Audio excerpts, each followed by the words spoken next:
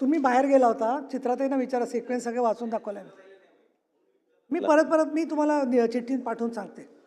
सारखं किती वेळ एक सदस्य बाहेर गेला असला तर परत सभापतींनी वाचायचं का? कुठला नियम आहे तुमचा? नाही, फक्त मला एक विचारायचं की हा परत असं फिरून परत होणार? हो. धन्यवाद सभापती महोदया. मंत्री 260च्या प्रस्तावावर बोलण्याची अनुमती आपण मला या ठिकाणी दिली आहे. विचारते सभागृहाला आणि सांगते लगेच 5-10 मिनिटात. महाराष्ट्र शासन हे युती शासन नेहमीच शेतकरी असेल, इन्फ्रास्ट्रक्चर असेल, कामगार असतील, जलजीवन असेल, कायदा आणि सुरक्षा व्यवस्था असेल आणि शिक्षण विभाग या सर्वांच्याच पाठीशी नेहमी राहिलेला आहे नंबर आहे बिलचा आणि अत्यंत चांगलं काम या ठिकाणी शासन करताना दिसतंय. या ठिकाणी आमचे मंत्री शंभूराजे देसाई आहेत, आमचे वनमंत्री गणेशजी नाईक साहेब आहेत, फुंडकर साहेब आहेत, आमचे राज्यमंत्री योगेशजी कदम साहेब आहेत. अत्यंत चांगलं काम राज्यातल्या सर्वसामान्य लोकांसाठी सातत्याने हे मंत्रिमंडळ करत आहे आणि मुख्यमंत्री देवेंद्र फडणवीस साहेब, उपमुख्यमंत्री एकनाथजी शिंदे साहेब, अजितदादा पवार हे सातत्याने सर्वसामान्याला न्याय देण्यासाठी प्रयत्न करत आहेत. शालेय शिक्षण विभागाच्या बाबतीत बोलायचं झालंच तर अनेक दिवसापासून आमच्या टप्पा अनुदानाचा प्रश्न रखडला होता.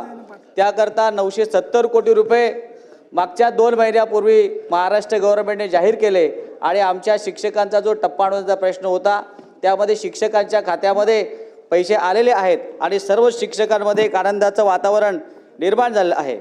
यामध्ये 2-3 गोष्टी राहिल्या आहेत. ते निश्चितपणे मला विश्वास आहे की माननीय मुख्यमंत्री, उपमुख्यमंत्री महोदय आणि शालेय शिक्षण मंत्री ते पूर्ण करतील. त्यामध्ये 30 दिवसामध्ये त्रुटीपूर्तता केलेल्या ज्या शाळा होत्या त्यांचा जो राहिलेला मानवी टप्पा आहे तो निश्चितपणे शासनाने द्यावा अशी विनंती आहे. शेवटच्या वर्गाची पटसंख्या 2023ला नव्हती, परंतु आता शेवटच्या वर्गाची पटसंख्या यावर्षी आहे, तर ते लक्षात घेऊन शासनाने राहिलेल्या त्या शाळांना सुद्धा अनुदान द्यावं. पदांची दुरुस्ती असेल, वाढीव पदे असतील, याकरता जे कोणी राहिले असतील त्यांना सुद्धा अनुदान द्यावं.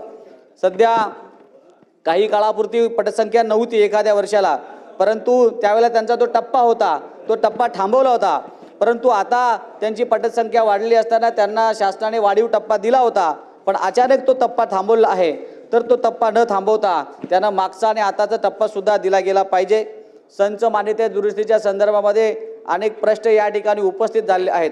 15/3/2024चा जो शासन आदेश आहे त्यामध्ये निश्चितपणे दुरुस्ती झाली पाहिजे. ती दुरुस्ती झाली तर शाळा, मराठी शाळा खास करून आणि विद्यार्थी संख्या ही निश्चितपणे वाढणारच आहे.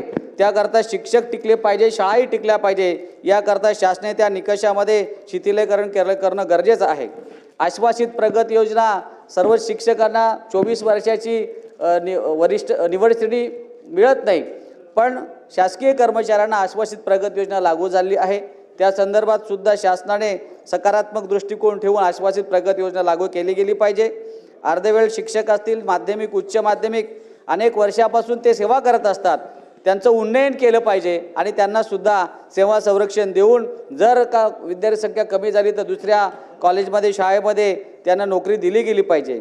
ज्युनियर कॉलेजमध्ये काम करणारे IT शिक्षक आहेत, ते पण अनेक दिवसापासून आपल्या हक्काच्या पगारासाठी भांडत आहेत. मला विश्वास आहे की शासन त्यांचा 100% विचार करेलच. 1 नोव्हेंबर 2005 पूर्वीचे जे 26,000 शिक्षक, शिक्षकेतर कर्मचारी आहेत जे विना तत्वावर किंवा अंशतः अनुदानावर काम करत होते, अशा शिक्षकांना जुनी पेन्शन मिळाली पाहिजे. सर्व शिक्षकांना जुनी पेन्शन मिळाली पाहिजे, पण टप्प्याटप्प्याने शासनाने सर्वांचा विचार करावा. याकरता सुप्रीम कोर्टामध्ये जरी दावा दाखल केला असेल, त्याच्यावरती न्यायप्रविष्ट प्रकरण जरी असलं तरी महाराष्ट्र गव्हर्नमेंटने त्याच्यामध्ये हस्तक्षेप केला तर 2005 पूर्वीच्या सर्व शिक्षकांना पेन्शनी लागू होईल. संच मानेचे निकष बदलून त्यामध्ये नवीन सुधारणा करणं गरजेचं आहे. मराठी असतील, हिंदी असतील, उर्दू माध्यमाच्या आणि अन्य माध्यमाच्या शाळा असतील, त्या अनुदानाचे निकष जर पूर्ण करत असतील आणि त्यांना आता शासनाने सेल्फ फायनान्स म्हणून विवेकशील शाळा म्हणून घोषित केले तर आमची विनंती राहणार आहे की त्यांना विवेकशील शाळा न करता उर्वरित शाळांना सुद्धा अनुदानाच्या प्रवाहामध्ये घेतले गेलं पाहिजे. समग्र शिक्षा अभियानातले कर्मचारी जवळजवळ 3100 कर्मचारी यशवंत स्टेडियम या ठिकाणी आंदोलन करत आहेत. त्यांचाही प्रश्न कालच माननीय मुख्यमंत्री देवेंद्र फडणवीस साहेब उपमुख्यमंत्री एकनाथजी शिंदेसाहेब, अजितदादा पवार आणि शालेय शिक्षण मंत्र्यांनी स्वतः पुढाकार घेऊन त्या 3100 कर्मचाऱ्यांना सेवेत कायम करण्यासाठी शब्द दिला, आश्वासन दिलं आणि निश्चितपणे तो लवकरच पूर्ण होईल असं मला या ठिकाणी वाटतंय. शिपाई आता भरती होत नाही, पण मानधनावरचे जे शिपाई भरतायत त्यांना 5000 रुपयेच फक्त मानधन मिळतं, तर 5000 रुपये काय होत नाहीत. तर शासन निश्चितपणे 15000च्या आसपास तरी त्यांना मानधन वाढवेल अशी अपेक्षा आहे. DETच्या संदर्भामध्ये बराच उहापोह या ठिकाणी झालेला आहे. कायदा ज्या तारखेला लागू झालेला आहे त्या तारखेच्या पुढील लोकांना TET ही कंपल्सरी केली गेली पाहिजे असं माझं मत आहे. निश्चितपणे महाराष्ट्र गव्हर्नमेंटने की आपण सुप्रीम कोर्टाला त्याप्रमाणे विधी न्यायाधिकाऱ्यांच्या मार्फत किंवा आपल्या पुनर्याचिकेच्या माध्यमातून शिक्षकांच्या पाठीशी उभं राहून TETमधून सूट कशी मिळेल याकरता प्रयत्न केला गेला पाहिजे. शाळा तिथे ग्रंथपाल, लिपिक, प्रयोगशाळा सहाय्यक ही पदं पूर्वीप्रमाणे होती ती तशी पदं नेहमी मिळाली पाहिजेत. RT प्रतिपूर्तीचे सेल्फ फायनान्सच्या स्कूलमध्ये 25% आरक्षणात गोरगरिबाच्या मुलांना आपण शिक्षणासाठी 25% प्रवेश देतो, मात्र त्याची जी प्रतिपूर्ती आहे ती प्रतिपूर्तीची थकबाकी बऱ्याच दिवसापासून प्रलंबित, ते निश्चितपणे शासनाने द्यावी अशी माझी विनंती आहे. आदिवासी विभागातल्या शिक्षकांचे पगार हे दरमहा 1 तारखेला व्हायला पाहिजेत.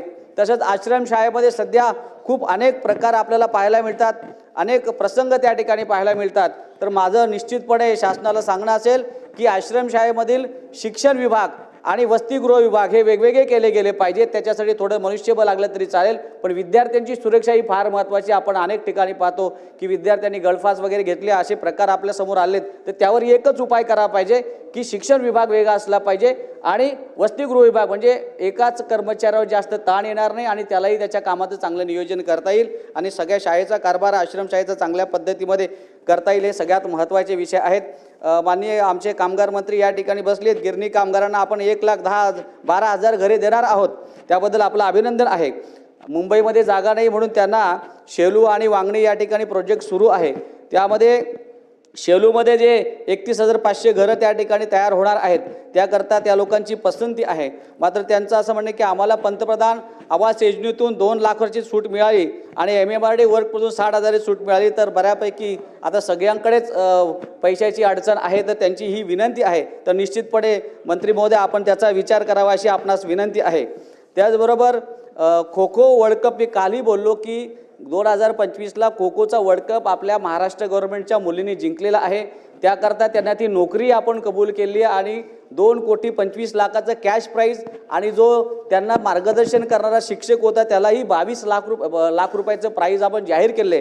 ते लवकरात लवकर शासनाने द्यावं अशी माझी विनंती राहील. सामाजिक न्यायामध्ये ज्या शाहू फुले आंबेडकरी 135 आश्रमशाळा आहेत, अनेक दिवसापासून हे सर्व कर्मचारी वाट पाहतात, तर त्यांना निश्चितपणे वेतन श्रेणीनुसार अनुदान मिळावं आणि 100% परिपोषण दिले गेले पाहिजे. बृहन्मुंबईमध्ये महानगरपालिकेमध्ये कार्यरत असलेले जे शिक्षक शिक्षकेतर कर्मचारी आहेत, जे 10-10, 15-15 वर्षापासून काम करतात, त्यांना साधं DCPS योजनासुद्धा लागू केली नाही, ती त्वरित आपण केली गेली पाहिजे.